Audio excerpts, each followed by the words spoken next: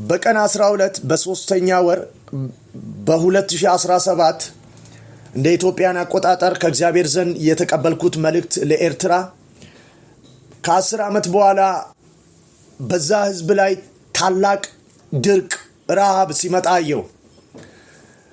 ይሄም ረሃብ በዛ ምድር ያሉትን ሰዎችና በዛ ምድር ያሉትን ህዝብ ሁሉ ሲጎዳ ብዙ ህዝብ በዚህ ረሃብ ምክንያት ሲሞት ከመጣበት ምዕራፍ የተነሳ በጣም ዓለማት ሁሉ ሲደነቁ መለከት ነበር።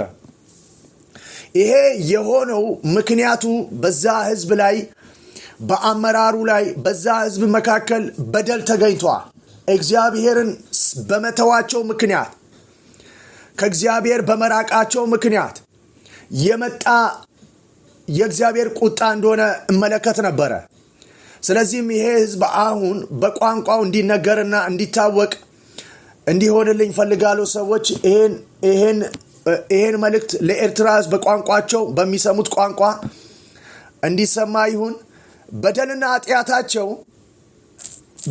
ኃጢአታቸው ይሄን ቁጣ እንዳመጣባቸው መለከት ነበርና ለዚህ ህዝብ በደልን በክርስቶስ ኢየሱስ ኃጢአታቸውን ሁሉ የሚያነጻ ሕያው የሆነውን ደም በክርስቶስ ኢየሱስ በማመን እንዲቀበሉ ኃጢአት በደላቸውን ሁሉ ይቅር ብሎ ከዚህ ከሚመጣውም ቁጣ እንዲያመልጡና ወደ እግዚአብሔር በክርስቶስ አረማመዳቸውን በማቀናት ንስሐ እንዲገቡ ጠንክረውም እንዲሰሩ ንስሐ የሌለው በደልና ኃጢአትን ያልተበ የትኛውንም አይነት የሚመጣውን ረሃብ አመልጣለሁ ብሎ የሚሰራ ሙከራ ሁሉ ከንቱ ነው፣ አይሆንም። ዋናው ረሃቡን ያመጣበት ምክንያት በዚህ ህዝብ ላይ ኃጢአትና በደሉ ነው። ኃጢአትን የሚያነጻ ደግሞ የእግዚአብሔር ልጅ ኢየሱስ ነው። ይህ ህዝብ በክርስቶስ ኢየሱስ ኃጢአቱን የሚያነጻውን ሕያውኑን ደም በመቀበል ወደ እርሱ በማቅናት በደል ኃጢአቱን በመጣል እንደገና ደግሞ ከሚመጣው ከየትኛው ምዕራብ እንዲያመልጡ ጠንክረው እንዲሰሩ በእግዚአብሔር ፊት እንዲማልድና ንስሐ እንዲገባ እንዲጸልይ እንዲሆን ይገባ እና ይሄን ተመልክቻለሁ። ከ10 ዓመት በኋላ የሚመጣ ረሃብ አለ። ምክንያቱ ደግሞ በዛ ህዝብ አመራር ላይና በህዝቡ ላይ በደል እግዚአብሔር በበደልና በኃጢአት ምክንያት የሚመጣ ቁጣ ነው።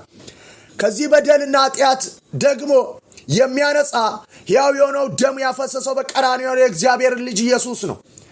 በደሙ ኃጢአት በደላችሁን ሁሉ ይቅር በማለት ንስሐ በመግባት አረማመዳችሁን በማቅናት በደላችሁን ሁሉ በመጣል ጠንክራችሁ በመስራት ከዚህ ቁጣ እንድታመልጡ በታላቅ ርኅራኄ እለምናችኋለሁ። የኤርትራን ህዝብ ይህን መልእክት ደግሞ እንድታሰሟቸው እንድትተባበሩኝ የኢትዮጵያን ህዝብ እለምናለሁ። ተባረኩልኝ።